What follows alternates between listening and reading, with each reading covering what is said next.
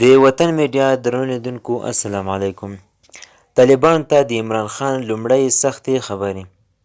دوستانو ویډیو تر پایه وګورئ. که چیرته مو چینل نه وي سبسکرایب کړی چینل هم درسره سبسکرایب کړئ.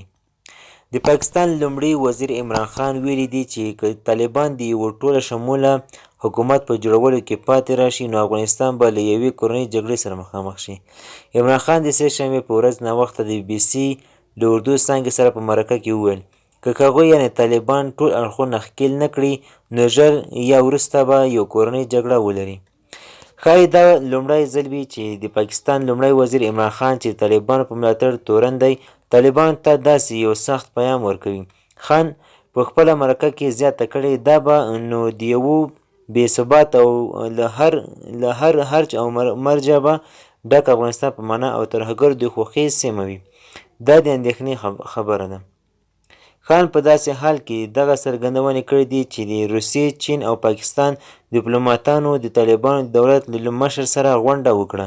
په دې غونډه کې چې په کابل کې جوړه شوې وه د یوه ټوله شموله حکومت پر رامنځته کېدو ټینګار شوی دی. د پاکستان د بهرنیو چارو وزارت ویلي دي چې د افغانستان لپاره د ګاونډیو هیوادونو ځانګړو استازو همداراز د پخواني ولسمشر حامد کرزي او پخواني اجرایي رئیس عبدالله سره هم لیدلي دي. دا په داسې حال کې ده چې طالبانو د سه شنبې په ورځ د خپلې کابینې ځینې پاتې غړي اعلان کړل چې پکې د افغانستان د ځینو نورو قومونو غړي هم شامل دي. خو لا تر اوسه پورې طالبان د خپلې کابینې کومه ښځه غړې نه ده معرفي کړې. دا هم روښانه نه ده چې هغوی به ښځو ته په حکومت کې ځای ورکړي او که نه.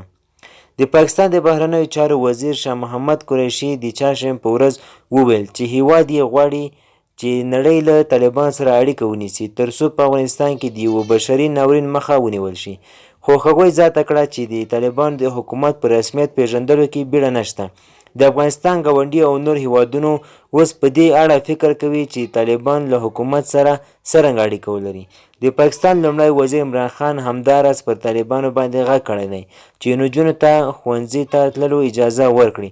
هغه وویل دا مفکوره چې ښځې باید تعلیم ونه کړي اسلامي نه ده. دا له دین سره هیڅ اړیکه نه لري. دوستانو ویډیو تر همدې ځایه وه. د لا زیاتو معلوماتو لپاره زموږ چینل سره سبسکرایب کړئ. مننه.